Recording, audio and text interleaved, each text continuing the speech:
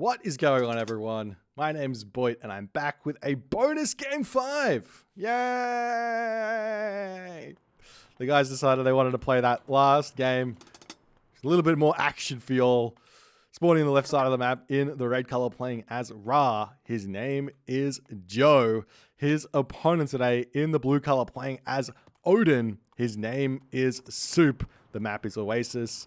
It is a best of 5. Suppe does get the overall victory here. However, to save face, we'll see if Joe can win and make it that little bit closer. 2 wins to 3 instead of 3 wins to 1. We'll see how things are going to go, though. We do have Suppe picking up his Odin in this game. I'm excited to see this one.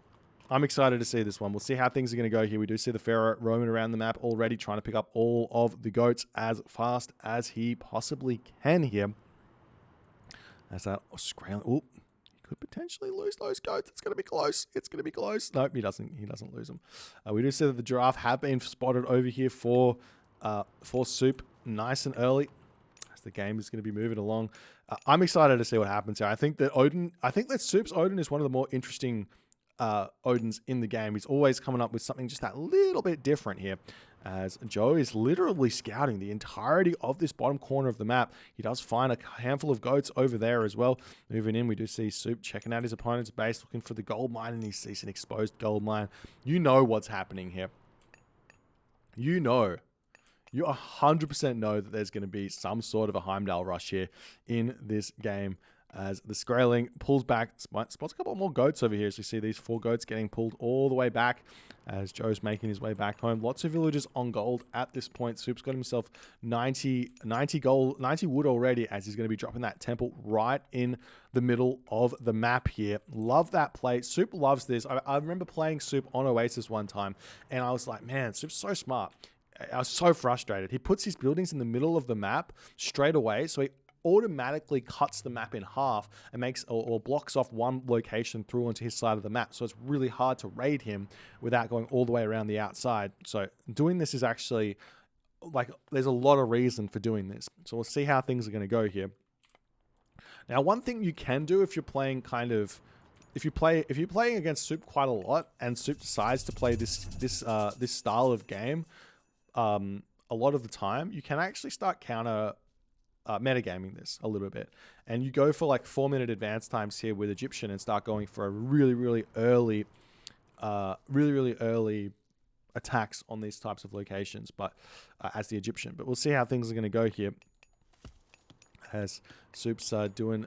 I love this shared ox cart shenanigans. I see no reason for these palm trees to be getting chopped down. He could be just all on this one palm tree here and then get himself that ox cart out. But it looks like we see Heimdall is the god of choice here for Suppe. He's grabbing the rest of these goats here. His ravens scouting around looking for excess goats on the map.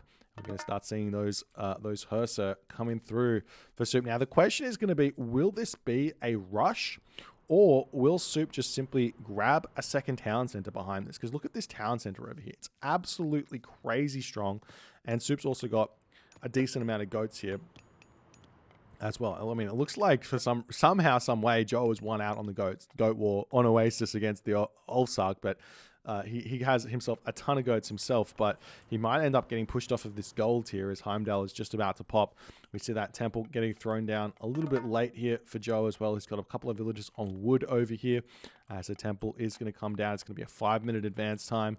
So he'll just come back over onto this gold. He's going to have to, I don't actually know. This could be a very short game, ladies and gentlemen, but also it could be a very long game. We actually see Bast deciding to come through here for Joe as a bit of a strange one. He's pulling off this food here. He's got a lot of food left in the tank, as we do see the villagers turning around, going to be taking a little bit of a shank onto that location as the longhouse gets dropped down over there as well. The villagers pulling all the way back. The Hersa are not going to stop here.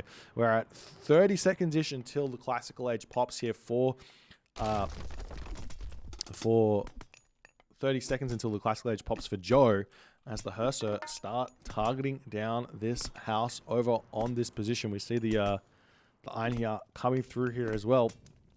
They start getting that damage done and breaking their way in to take this tower down. So Joe's in a very difficult position here. He has to shoot up some barracks immediately as we see the units turning around. He will have himself the Pharaoh and the Priest to defend this one. No extra Priest getting thrown out. But this Sphinx coming through, you can leave your base immediately and start taking this down. We do see the Undermine coming down onto this position, going to try and take down those houses, as well as the barracks is going to come up here for Joe. He's going to attempt to get some units out.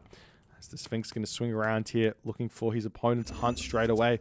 He will have to send a Hearser back home or something, as we will be seeing this granary getting taken down. A little bit of free favor there for Soup moving forward here. This is very, very exciting. We'll see how things are going to go here. We are seeing Throw and Axeman coming through, Hearser coming through, all of the units being made here as the barracks starting to come in for Joe as well. We see the villagers swinging around onto this location, trying to mine as much of this gold mine as they possibly can. We'll see if he can defend this one. We are seeing some spearmen coming through, another Sphinx on the way here for Joe as well. As you can see, he wants the Sphinx in this matchup, but we'll see if he's going to be able to make it work. As we see this Sphinx coming in around on the back, you're going to try and pick off some of these straggler units here. Little bits of damage getting done as the Pharaoh Priest trying to come in here. Nice micro thus far by Joe. Maybe an Eclipse here to win this fight wouldn't go astray.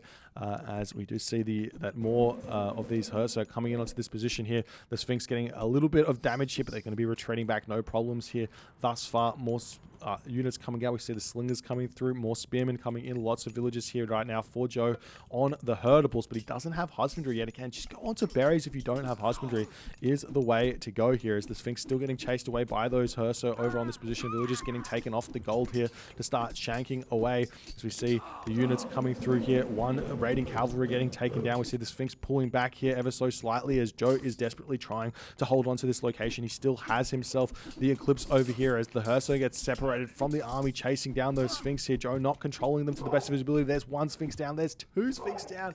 You hate to see it. That should never be happening there, as Joe kind of has to pull back. He still has his Eclipse. He's got plenty of favor in the bank, but no gold in the, no food in the bank here for Joe to produce those Sphinx any longer, as the Monument to the Soldier is going to be getting taken down here as well, as Joe is desperately trying to get as much gold income as he possibly can, as this villager is being sent to her death, unfortunately, there, as Soup has got such a gigantic army here. He's consistently pushing in here, taking free unit kills. More Spearmen coming out here for Joe, as he's doing his best to hold on. We see the Spearmen coming in onto this position, but the Throw and Axeman doing so much damage. The raiding cavalry now getting targeted down this Pharaoh here. This is the big damage dealer that Joe has, and it's going to get taken down very, very soon. This is trying to retreat away. 1 HP remaining, and it does end up going down. More villagers falling. 23 villagers here for Joe to 28 villagers for Soup, as Soup is just so absurdly in front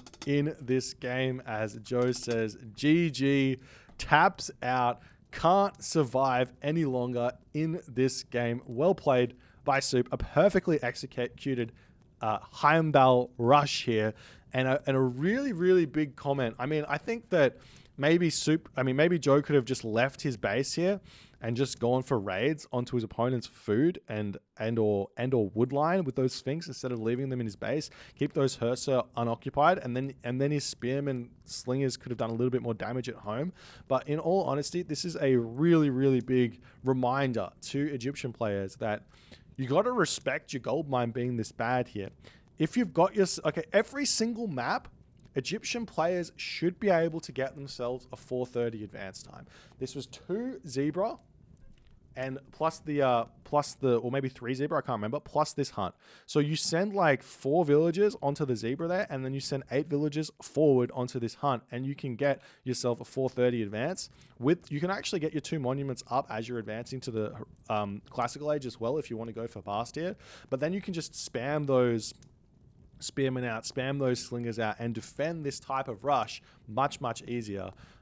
But I'm not sure if it's, you still have to micro well. It's still a micro fest. It's still like the better player will win those situations, but it's much, much less chaotic here for the Ra player if he can advance that little bit faster. I mean, if you take a quick look at the military units here, you just see that the advantage here is just so absurdly big. But you see here from Joe's perspective, having advanced here at 5 minutes, he's at 9 units at 630 versus 15 units here. If he has an extra 30 seconds of production, he's more than likely going to be sitting at 15 units here, at 6 minutes and 20 seconds ish. But just a classy performance here by Suppe, showing why he's one of the best here with the Norse. Gets another dub against Joe, and really decisively takes this show match. If you guys enjoyed this one, please consider hitting the follow on the Twitch. If you're on the YouTubes, hit that subscribe button, and I'll see you guys in the next game.